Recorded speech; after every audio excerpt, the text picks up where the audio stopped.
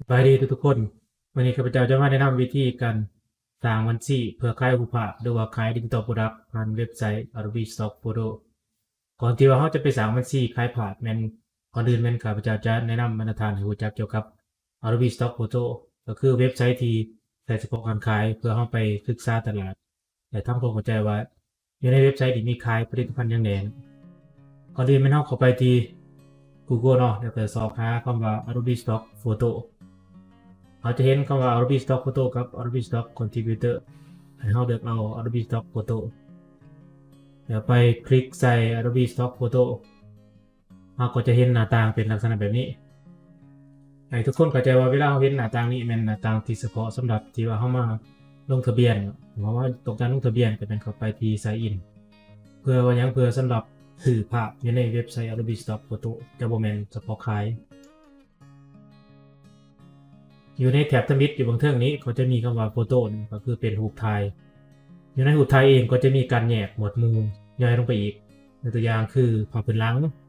ภาพเกี่ยวกับธุรกิจรูปโค้ดเทคโนโลยีการท่องเที่ยวหรือว่าเป็นวอลเปเปอร์ต่างๆก็จะมีหลายหมวดหมู่อย่างว่าถ้าหากว่าเราสนใจในหมวดหมู่ใดเนาะหมวดหมู่ใดตัวใดจะเป็นเข้าไปเบื้องตัวนั้นเพื่อเป็นตัวอย่างหรือว่าเป็น reference เราในการที่ว่าจะลงขาย ส่วนแท็บต่อไปก็คือ illustration ก็จะเป็นลักษณะแบบเป็นรูปแต้มอยู่ในรูปแต้มก็จะมีคำว่าเป็นภาพที่ว่าเรนเดอร์ออกมาแบบเป็นลักษณะแบบนี้ตัวนี้หรือว่าเป็นดิจิตอลอาร์ตหรือว่าเป็นภาพการ์ตูนต่างๆนี่เนาะก็จะเป็นหมวดของ illustration แท็บที่3เป็นหมวดหมู่ของ vector vector ก็จะมีการแยกหมวดหมู่ย่อยลงไปอีกคือเราเห็นนี้เนาะก็จะเป็นลวดลาย infinity ต่างตัวอย่างเขาจะสอบหาอยู่ในหมวดหมู่ vector ตัวอย่างเขาพิมพ์ใส่คำว่า motif เอา bicycle กด enter ไปเราก็จะเห็นเป็น motif ที่เป็นหมวดหมู่ของ vector จะมีหลายรูปแบบเราจะเข้าไปเบิ่งเพื่อว่ายังเพื่อว่าเขาจะเป็นแนวทางในการที่เขาจะลงขาย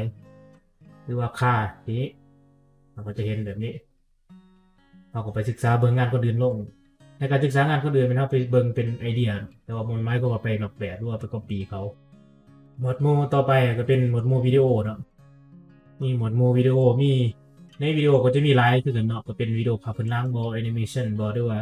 วิดีโอเอฟเฟกต์หรือว่าวิดีโอที่ว่าเป็นแบบใช้เป็นขอบไว้ใช้จอสีเขียวไว้เพื่อในการตัดต่อภาพลื่นเข้าไปในฉากสีเขียวหันเนาะนอกจากนั้นก็จะมีพวกประเภทที่ว่าเป็นเสียงเป็นเทมเพลตหรือว่าสภาพหางมีฟอนต์มีปลั๊กอินส่วนเสริมของโปรแกรมแล้วมี 3D ก็ได้ลื่นอีกเนาะหากว่าทางสนใจเพิ่มเติมก็สามารถเข้าไปเบิ่งรายละเอียดในเว็บไซต์นี้เนาะเพื่อว่าศึกษาเป็นแนวทางขั้นตอนต่อไปเราไปเบิ่งวิธีการสมัครเพื่อขายรูปภาพออนไลน์อยู่ใน Adobe Stock ก่อนอื่นเป็นเราเข้าไปที่ Google พิมพ์ใส่ว่า Adobe Stock Contributor อันนี้เป็นเฉพาะผู้ที่ว่าเขาไปสมัครของแล้วไปคลิกที่ตัวนี้ Adobe Stock Contributor เราก็จะเห็นหน้าตาตัวนี้ขึ้นมาเนาะแล้วไปคลิกใส่ที่ Join Now แล้วไปคลิกใส่อยู่บนนี้เอาอีเมลไปอีเมลตัวนี้แน่นอนว่าเราจะต้องในลงทะเบียนโดยสั่งบัญชี Gmail ก่อนใส่จังหวะมาก่อนชนิดตัวนี้เป็นเฉพาะสั่งบัญชีอยู่ในกันขายตัวโปรดักต์จะในเว็บไซต์ Adobe Stock หลังจากใส่อีเมลแล้วก็เป็นใส่รหัสอยู่ในเงินไขการใส่รหัสก็เป็นยังไงก็เป็นมี8ตัวเนาะนี่อันที่1 8ตัว2ก็มีตัวเลขมีตัวหนังสือภาษาอังกฤษก็ต้องมีตัวหน่อยตัวใหญ่นะนะครับตัวเลขก็เป็นบ่อยากให้ใส่ซ้ำกันตัวเลขนี้หรือว่าใส่ส่วนใดส่วนหนึ่งที่มีอยู่ในอีเมลก็เป็นบ่อยากให้ใส่เนาะอย่างนี้แต่ตัวสุดท้ายก็คือบ่ให้ใส่พาสเวิร์ดหรือว่าใส่รหัสที่ว่าเราง่ายเกินไปตัวอย่างคือ1 2 3 4สิเนาะบ่อยากให้ใส่หลังจากว่าใส่ถูกต้องพร้อมแล้วก็จะมีไม้ติ๊กเป็นสีเขียวแบบนี้เนาะแล้วกดไปที่ continue แล้วให้เราพิมพ์ซื้อนามสกุลใส่แล้วก็ใส่เดือนกับปีเกิดใส่อยู่ในนี้ให้นำว่าให้ใส่เป็นชื่อแท้ที่ว่าจะใส่ในนี้เนาะคือนามสกุลและเดือน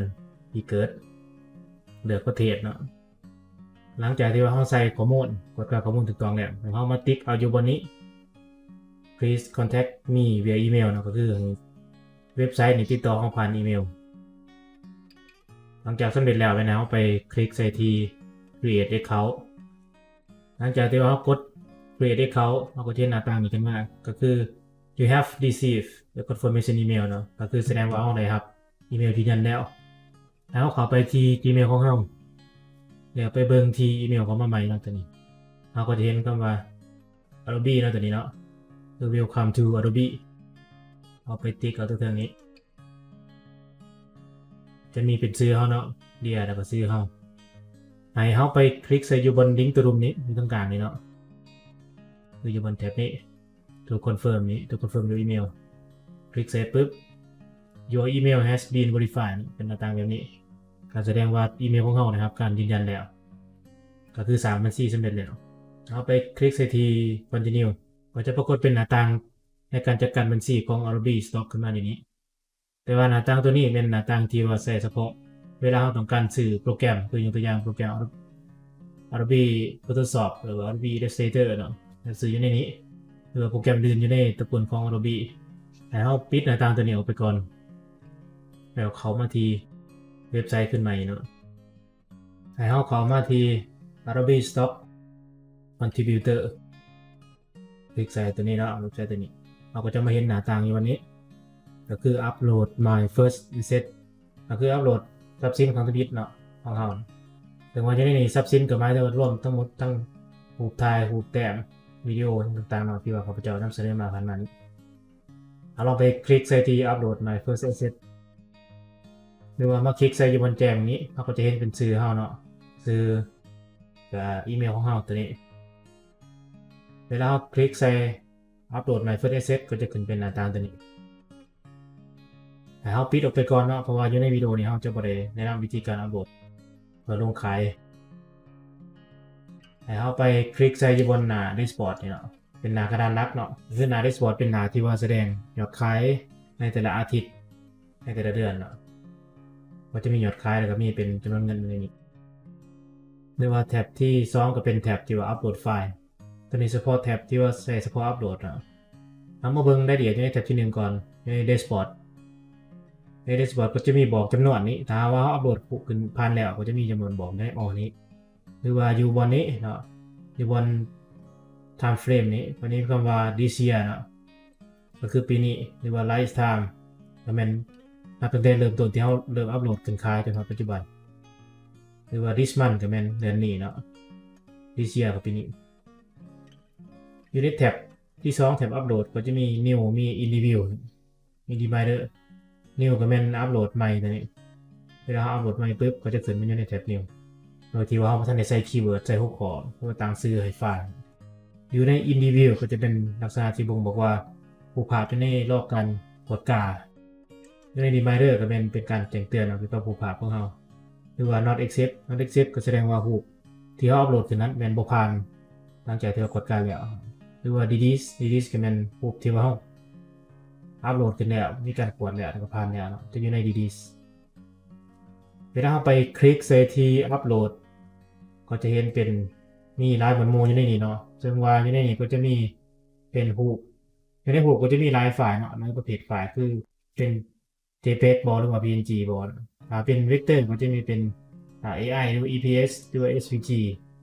ส่วนว่าวิดีโอก็จะมีเป็นวิดีโอประเภทเป็น Full HD หรือว่าเป็น 4K เนาะรายละเอียดต่างๆนั้นครับจะแนะนำเตือนอยู่ในขั้นตอนในการอัปโหลดเพราะว่าในการอัปโหลดแต่ละประเภทก็จะมีรายละเอียดเฉพาะของแต่ละอันแตกต่างกันไปต่อไปเราไปคลิกใส่ที่แท็บ Contributor Account เราก็จะเห็นเป็นตัว Account เราสามารถเปลี่ยนชื่อตัวเป็น Display Name นี่นะ Display Name คือชื่อที่ว่าแสดงอยู่ในหน้าเว็บไซต์เป็นชื่อของผู้ขายเนาะ Display Name ตัวอย่างเขาจะเปลี่ยนเป็นตัวนี้เป็น Contributor ล่าเนาะหลังจากเขาเปลี่ยนชื่อแล้วก็มันกดใส่ที่ Save Change ชื่อที่ปรากฏขึ้นก็จะเป็นชื่อที่เขาเปลี่ยนใหม่นี้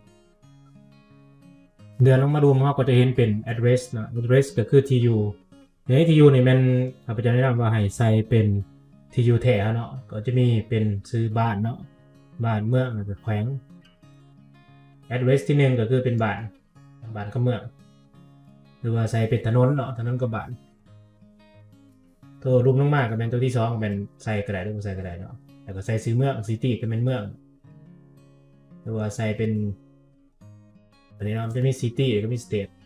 แต่ในนี้เขาใส่ city ก็ได้เนาะแล้วก็เลือกประเทศส่วนว่า zip code แล้วเขาเข้าไปที่ Google แล้วก็พิมพ์ใส่คำว่าลาว zip code เราก็จะเห็นเว็บไซต์ตัวนี้ว่า postcode in Laos ให้คลิกใส่ตัวนี้เนาะเพื่อไปหารหัสไปสินี่เราก็จะเห็นเป็นหน้าต่างตัวนี้ขึ้นมาถ้าว่าอยู่แขวงใดเมืองใดเราจะไปเลือกเอาตามนี้เนาะมีตัวอย่างคือตัวนี้จะประซักนี้เนาะเราไปเลือกเอาตัวนี้เขาสามารถใส่ได้ทั้งหน้าก็ได้เนาะหรือว่ามีตื่นถ่ายทั้งหลังแต่เขาใส่ทั้งหน้ากับผ่านด้วยกันเนาะตัวนี้ใส่เป็น1600ถูกไหมจะประซักปากเซ่นี้เอากดมาปอนใส่อยู่บนนี้เนาะเป็น1603ตัวเนาะแล้วกดใส่ save change ก็จะเป็นการเปลี่ยน TU เนาะหรือว่าปอนข้อมูล TU ของเรารายละเอียดเวลาเราเลื่อนลงมารวมอยู่บนนี้เนาะอยู่บน section ที่ว่าข้อมูลภาษีเนาะหรือว่าข้อมูลการเสียก่อนนี้เวลาเราเปิดใหม่มันจะได้ให้รอถ่ายก่อนประมาณ24ชั่วโมงเนาะหลังจากที่เราเปิดบัญชีได้เราจึงสามารถปล่อยข้อมูลภาษีใส่ได้เราไปเบิ่ง section อื่นก่อนเนาะคือ section ตัวนี้ให้เราไปคลิกใส่อยู่บนนี้คลิกใส่ dashboard เนาะคลิกใส่บนที่ available earn ตัวนี้จะเป็นศูนย์ๆอยู่เนาะคือยังไม่ทันมียอดขายเราคลิกใส่ปุ๊บก็จะขึ้นเป็นหน้าต่างตัวนี้มาก็จะมีสถิติเนาะแต่ว่ามียอดขายก็จะขึ้นเป็นจำนวนเงินขึ้นมาอย่างนี้เวลาเราคลิกใส่อยู่บนข้างๆ payout นี่เนาะเป็นข้อมูลแนะนำใน payout นี้ก็จะมีบอกว่าเอายอดขายจะต้องเป็น25 เหรียญเนาะจึงสามารถเพิ่มได้เพิ่มรายละเอียดได้ก็คือ25 เหรียญทั้งบิตเป็นเขาจึงสามารถปอนข้อมูลหับเงินได้ก็คือปัจจุบันนี้หับเงินได้คือเป็น2 ทางผ่าน Payoneer ส่วนว่าวิธีการตั้งค่า Payoneer เดี๋ยวเชื่อมต่อกับบัญชีธนาคาร BCL แต่เป็นข้าพเจ้าจะแนะนำเตือนในคลิปต่อไปนะ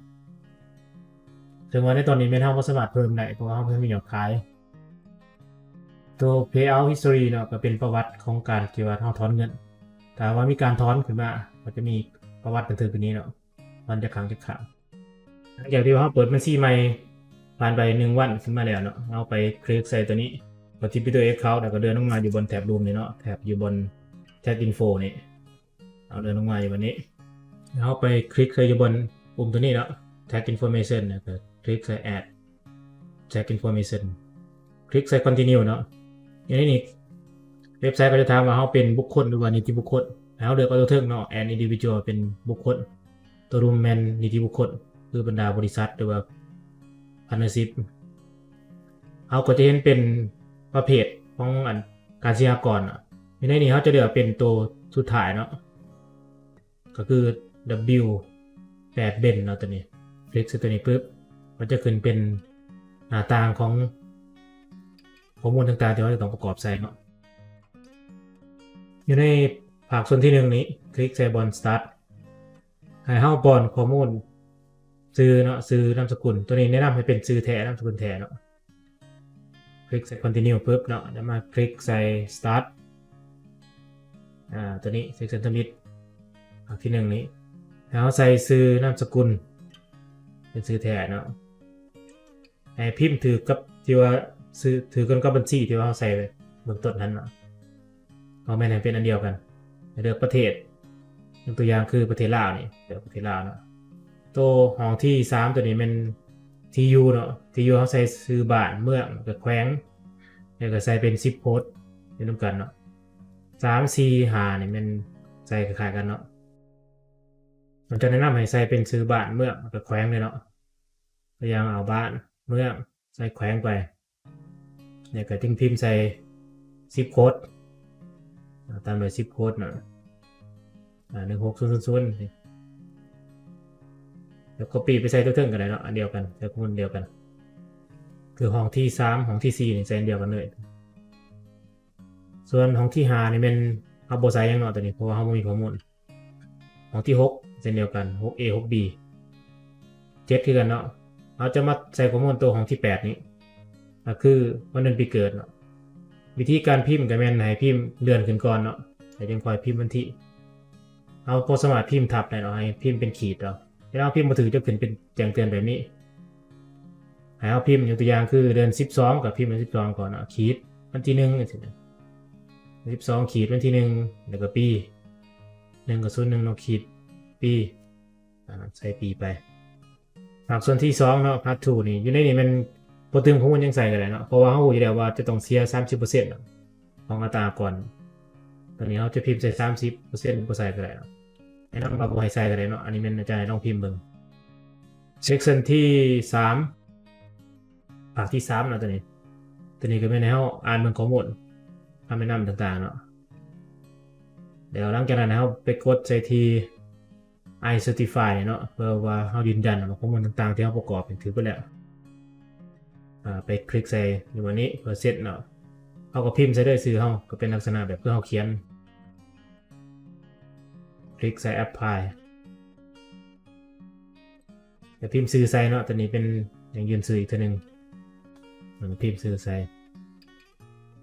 ชื่อนามสกุลเนาะก็จะขึ้นเป็นวันที่อัตโนมัติขึ้นมาว่าวันที่ที่เฮาเส้นเหมือนนั้นเนาะหรือว่าประกอบฟอร์มเหมือนนั้นหลังจากที่ว่าเฮากดข้อมูลได้แล้วเนาะเดี๋ยวเฮาไปคลิกใส่อยู่บนนี้คลิก to sign เพื่อเป็นการสำเร็จในการประกอบแบบฟอร์มหลังจากนั้นเฮากลับไปขึ้นเนาะกลับไปที่หน้า dashboard เดี๋ยวไปคลิกที่ contributor account เวลาเฮาเดินลงมารวมปุ๊บเนาะเฮาก็จะเห็นอยู่ในหมวดหมู่ของ tag information เนี่ยเนาะก็จะมีคำว่า form type ก็จะมีขึ้นมาว่า